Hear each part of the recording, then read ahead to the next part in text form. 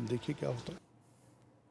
इसी बीच बड़ी खबर का रुख करेंगे। देहरादून से आ रही है बड़ी खबर। महेश नेगी ने दिया नोटिस का जवाब। इस वक्त की बड़ी खबर, यौन उत्पीड़न के आरोपों पर जवाब दिया। इस वक्त की बड़ी खबर, महेश नेगी ने कहा मेरे खिलाफ हो रही साजिश। बंशीधर भगत ने भेजा था महेश नेगी को नोटिस।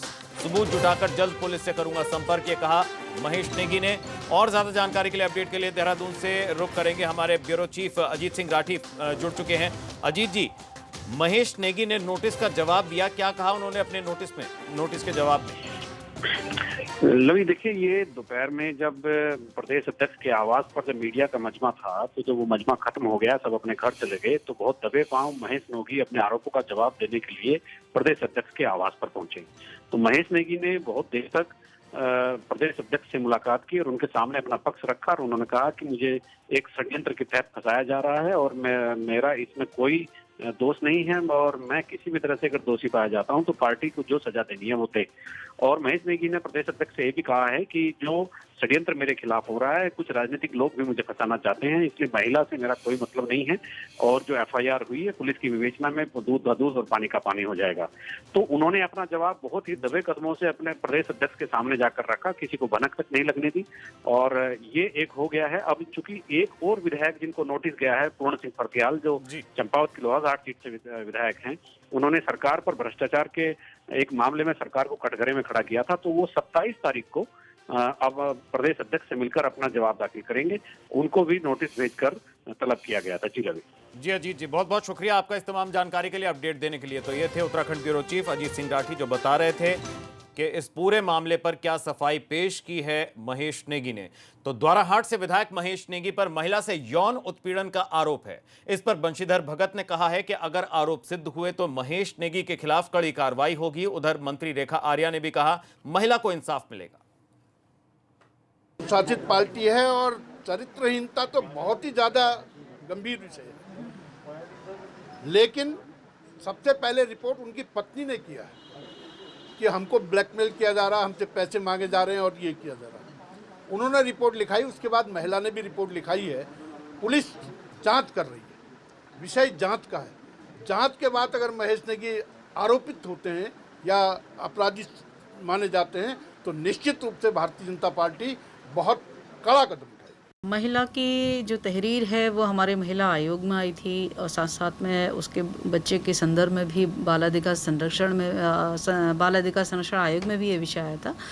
इसलिए दोनों का ही संज्ञान लिया गया है और इसके लिए एसएसपी को भी निर्देशित किया गया है कि उसमें जांच और उस पर कार्रवाई करनी चाहिए। और मुझे लगता है सारी चीज़ें अभी जांच के दायरे में है और हमारा विभाग निश्चित रूप से किसी के साथ भी अन्याय नहीं होने देगा और जांच के बाद दूध का दूध पानी का पानी होगा।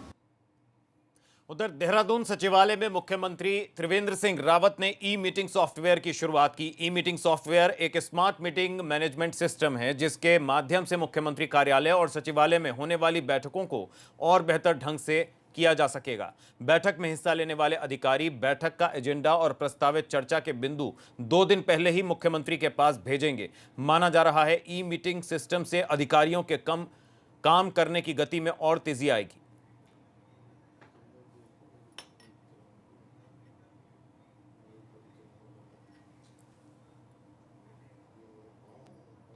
वहीं उत्तराखंड में सोलर ऊर्जा के इस्तेमाल पर काफी जोर दिया जा रहा है। सीएम सोलर स्वरोजगार योजना का खाका भी तैयार हो गया है। जल्द ही इसे लॉन्च किया जाएगा और इस योजना के तहत प्रदेश के 10,000 युवाओं को रोजगार देने का लक्ष्य भी रखा गया है। राज्य सरकार हर सोलर प्लांट से 4.5 रुपए प्रति यूनिट पर बिजली खरीदेगी। योजना के जरिए लोगों को घर बैठे 15,000 रुपए तक कमा सकेंगे। तो सोलर ऊर्जा से मिलेगा रोजगार, इसकी योजना तैयार की गई। सोलर प्लांट जिससे 4.5 रुपए प्रति यूनिट की दर पर खरीदी जाएगी बिजली, तो घर बैठे 15,000 रुपए तक कमा सकेंगे ग्रामीण।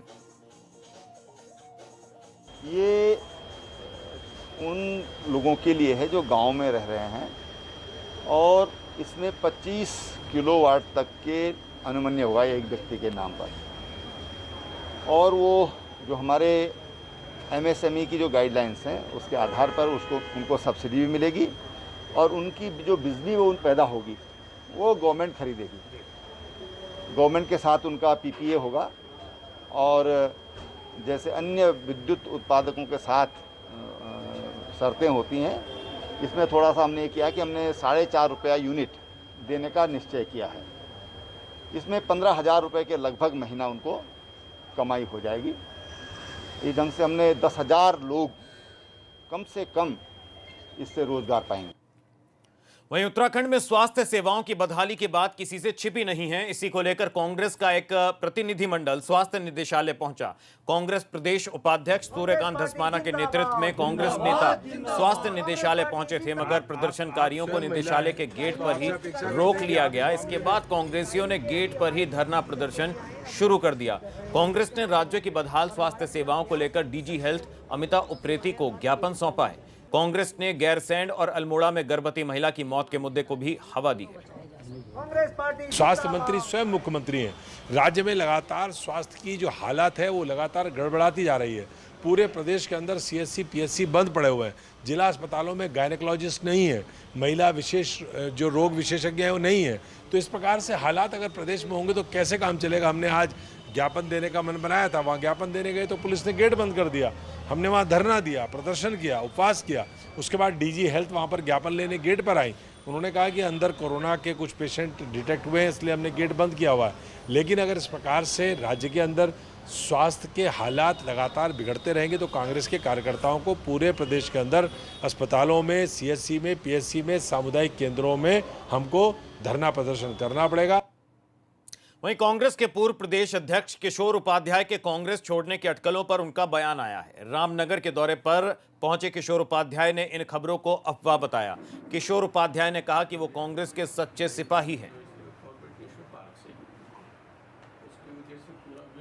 सौभाग्य है कि मुझे इंदिरा जी के साथ काम करने का मौका मिला, राजीव जी के साथ काम करने का मौका मिला, सोनिया जी से लेकर के और राहुल जी और प्रियंका जी और सब लोगों से काम करने का मौका मिला है। तो मेरे ख्याल से इस तरह के कयास लगाना कोई अच्छी बात नहीं है और ये भविष्य बताएगा। हमारे 9 सूत्रीय मांगे हैं, जिसमें शिक्षा से लेकर के, स्वास्थ्य से लेकर के, हमारी ज़मीनों से लेकर के, जल जंगल और ज़मीन के सारे इशूज़ रखे हैं। मैं हरीश रावत जी का आभारी हूँ कि वो सही रास्ते पर हैं और जो दिल्ली में जो सरकार है, हमारा पानी वहाँ और बिजली वहाँ के लोगों को निःशुल्क दे रही है और हम ऐसे नालायक हैं कि अपना वो अधिकार नहीं ले पा रहे हैं। वहीं मसूरी के शिफन कोट में रह रहे 84 परिवार सड़क पर आ गए हैं। दरअसल प्रशासन ने इन परिवारों से जमीन खाली करानी शुरू कर दी है। हालांकि प्रशासन ने फिलहाल इन लोगों को 15 दिन का समय दिया है।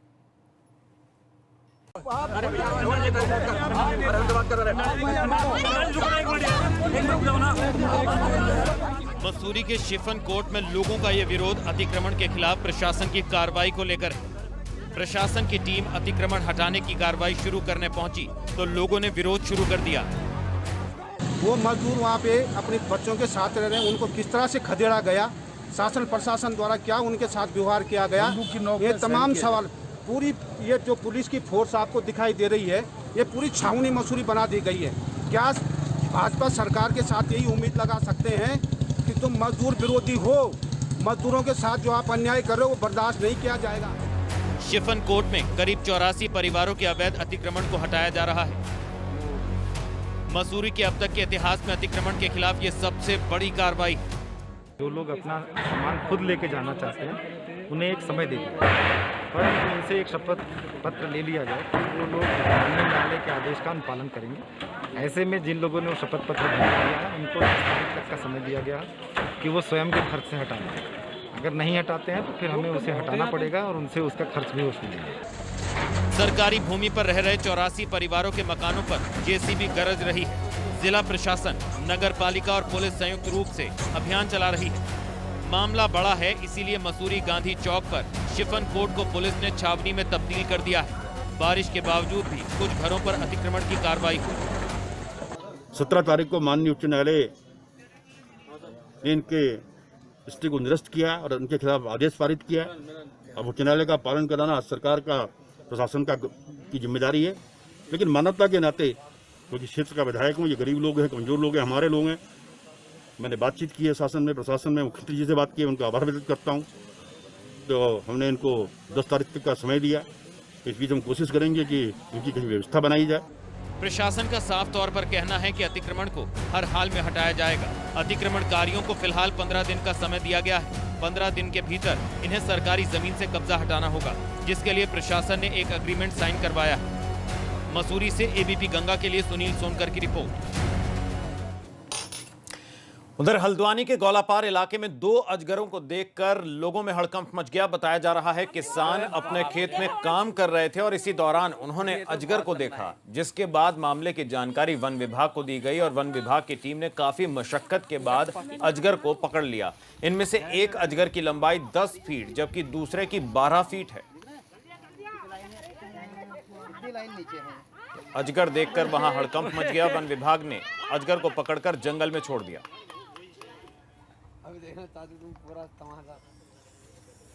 उत्तराखंड में मानसून का महीना शुरू होते ही मुसीबत शुरू हो जाती है। चमोली के ठेली गांव में सड़क बंद होने से ग्रामीण एक घायल शख्स को कुर्सी पर बैठाकर मुख्य मार्ग तक लेकर पहुंचे। इन ग्रामीणों ने मुख्य मार्ग तक पहुंचने के लिए करीब 4 किलोमीटर की पैदल दूरी तय की। तो ग्रामीणों की तकलीफ का अंदाजा इन तस्वीरों को देखकर लगाया जा सकता है किस तरह से घायल शख्स को अस्पताल पहुंचाने में गांव के लोग जुटे। तो लगभग 4 किलोमीटर लंबा पैदल सफर इस तरह से तय किया। बड़कोट के मोरी इलाके में जान जोखिम में डालकर लोग सफर करने को मजबूर हैं। बताया जा रहा है बारिश की वजह से गांव तक पहुंचने वाले तमाम रास्ते ध्वस्त हो चुके हैं, जिस वजह से लोग इन खतरनाक रास्तों से आवाजाही कर रहे हैं। सीमांत गांव ओसला विश्व प्रसिद्ध पर्यटक स्थल हर की दून का आखिरी पड़ाव है और ये उत्तराखंड का आखिरी गांव भी है। इस गांव तक पहुंचने के लिए सड़क की सुविधा भी नहीं है और ना ही संचार की सुविधाएं। गांव तक पहुंचने के लिए 14 किलोमीटर का दुर्गम और डेंजर रास्ता है।